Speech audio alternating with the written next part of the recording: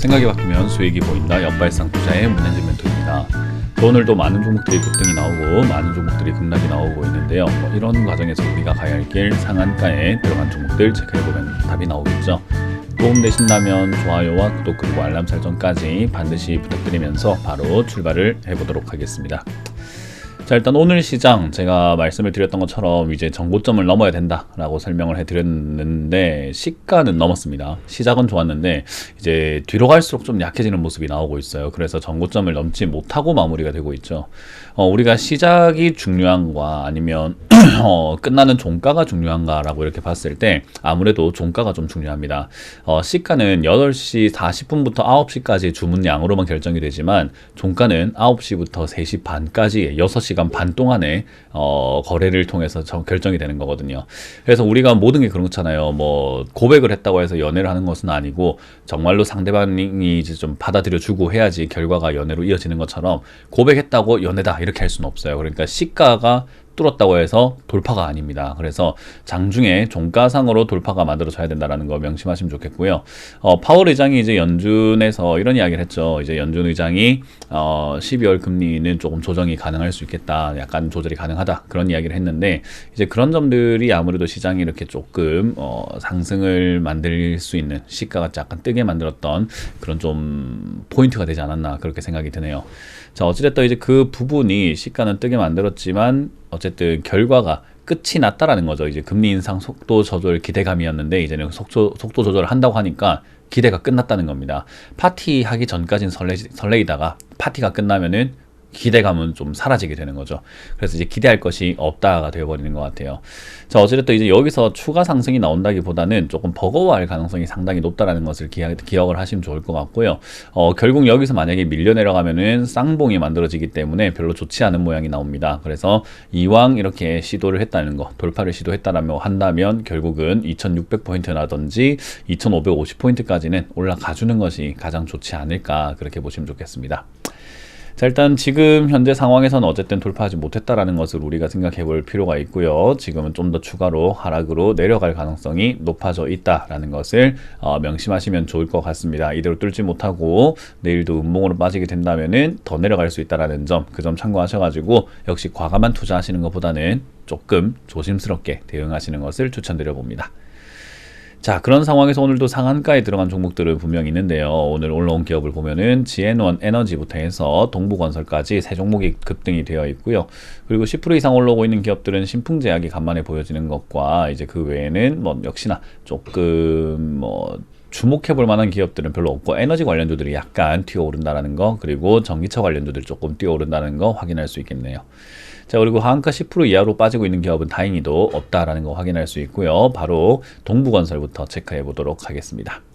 자, 일단 동부건설은요, 금리 인상 속도 조절 기대감이 나오다 보니까 이제 아무래도 건설주가 금리 인상을 하게 되면은 최약체로 좀 꼽히는 업종이에요. 그래서 금리 인상 속도 조절 기대감이 생기게 되다 보니까 그러면은 건설업종 다시 좋아질 수 있는 거 아닌가라는 생각을 하게 되는데 사실 그건 조금 잘못된 생각이에요. 그냥 뉴스가 자꾸 저렇게 테마로 만들어서 사람들을 꼬시고 있다 생각을 하고요. 실제로 금리 인상 속도 조절을 한다고 해가지고 건설사들이 좋아지는 건 아닙니다. 왜냐하면 금리를 인하하지 않으면 금리 인상은 계속 된다는 거고, 그리고 고금리로 유지가 된다면은 건설업황에는 당연히 안 좋은 게 맞습니다. 그래서 사실 이제 그런 단기 급등이 나오고 있다라고 생각이 드네요. 단기 급락 이후에 단기 급등이다라고 생각할 수 있기 때문에요. 여기에 큰 기대를 가지시고 따라 붙으시는 행동은 좀 좋지 않다라고 저는 말씀을 드려보고 싶고, 들고 계시는 분들이 탈출하는 루트로서는 최적이다라고 생각이 듭니다. 그래서 이거는 장기 투자로서도 떨어지면은 매수할 만한 가치는 별로 없다 생각이 드니까요. 이번 상승에 너무 기대를 가지시거나 또 배합하시거나 그러실 필요까지는 없다. 그래서 요거는 그냥 단순히 조금 이렇게 물량을 털어내려는 그런 심산으로 보여집니다. 그래서 이거는 개인 투자자들을 유혹을 해서 자기들 물량을 좀 털고 나오려고 하는 그런 모양새로 보여지니까 조심스럽게 저는 매도하는 것이 좋다. 그런 이야기를 좀 드려보도록 하겠습니다. 자, 그리고 서한이라는 종목이 급등이 나오고 있네요. 상한가에 들어갔는데요. 이것도 건설주라고 보시면 좋아요. 건설주고 지방 부동산 쪽으로 이렇게 연결이 되어 있는 기업인데요. 이 기업도 이제 역시나 금리 인상 속도 조절 기대감 이야기 나오면서 상승이 나왔습니다. 실적은 적자로 좀 돌아서고 있는 걸 보면은 역시나 아무래도 이게 금리 인상이라고 하는 게 건설사에 별로 좋지 않구나라는 걸 알 수 있게 되죠. 그래서 동부건설과 함께 서한도 건설 테마로 약간 뛰어 올라왔다 보시면 됩니다. 마찬가지 대응을 하시면 될 것 같아요. 이것도 1,700원대까지 올라오게 되면은 깔끔하게 정리하는 관점으로 바라보시는 거 어떨까, 그렇게 말씀을 드려보고 싶네요. 자, 그리고 GN1 에너지입니다. 이 신고가 영역으로 들어가는 종목이라 가지고 어디까지 올라간다라고 말하기는 조금 애매한 그런 종목이 되어버렸는데요. 지금 일단 요거는 사우디 주택부 장관이 방한한다라는 이야기가 있네요. 지열 냉난방 시스템이 사업을 한다, 그렇게 해가지고 부각이 된 것 같은데, 어쨌든 사우디에 주택을 짓는 그 장관이 오게 되면은 아무래도 지열 냉난방 시스템 이런 것들을 사용할 수 있지 않을까라는 그런 기대감인 것 같아요. 딱히 GN1 에너지를 쓰겠다라는 이야기는 아니고, 이제 스마트 시티라던가 그런 것들을 지을 때 얘가 조금 부각이 되지 않을까라고 하면서 테마로, 뉴스로 만들어 놓은 테마인 것 같아요. 이걸 비싸게 팔고 싶은 사람들이 있나 보죠. 그리고 이 뉴스를 내는 사람들은 그렇게 비싸게 팔고 싶은 사람들에게 뭔가를 받았나요? 뭐 그렇지 않다면 이렇게 왜 이렇게 홍보를 하는 건지 잘 모르겠습니다만은 이런 테마들 조심해야 됩니다. 이렇게 물가 약간 이렇게 신고가 영역으로 쫙 들어가게 되면서 터무니없는 테마들이 만들어지는 경우들이 있거든요. 그런 터무니없는 테마에 잘못 걸리게 되면은 여러분들 굉장히 고생을 하게 됩니다. 그래서 이거는 약간 언론사들도 좀 경각심을 가져야 되지 않나, 그런 생각이 듭니다. 언론사들도 정신 좀 차려야 되지 않나, 이렇게까지 홍보를 해주는 것 자체가 세력 도와주는 것밖에 더 되냐라는 거죠. 그래서 우리 개인 투자자들은요, 뭐 언론이 바뀔 것 같지는 않으니까 우리가 바뀌어야 되지 않겠습니까? 그래서 이런 뉴스들은 사실 들고 있는 사람들도 조금 팔아야 되는 그런 뉴스가 된다라고 보시면 되고요. 너무 택도 아닌 뉴스로 올라왔기 때문에 사실 테마주로서 급등을 한 거라서 조금 과하다라는 생각이 드네요. 그래서 이거는 여러분들 잘못 물리게 된다면은 정말 크게 고생할 수 있다는 거, 실적도 별로 좋지 않은 기업이기 때문에 조심해야 된다라는 점, 그걸 기억하시면 되겠습니다.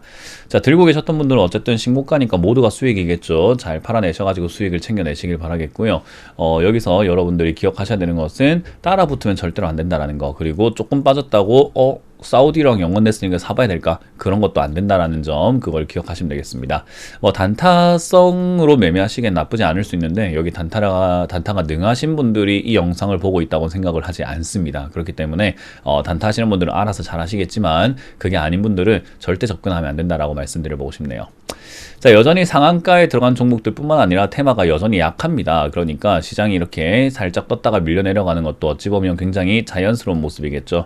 어제 종가가 이렇게 꼬리 없이 양봉으로 끝났을 때 제가 말씀을 드렸죠. 저렇게 되면은 빠른 시일 내에 뒤로 이렇게 떨어지는 경우들이 많기 때문에 조심해야 된다라고 설명해 드렸는데, 아직까지는 그런 모습은 아니지만 그래도 뭔가 좀 찝찝한 모습을 보여준 건 맞는 것 같아요. 그래서 아직까지는 역시 상승이다라고 생각하면서 상승 베팅 하시는 것보다는 조금 관망하시면서 조금은 보수적으로 투자하는 것이 어떨까라는 조언을 드려보겠습니다.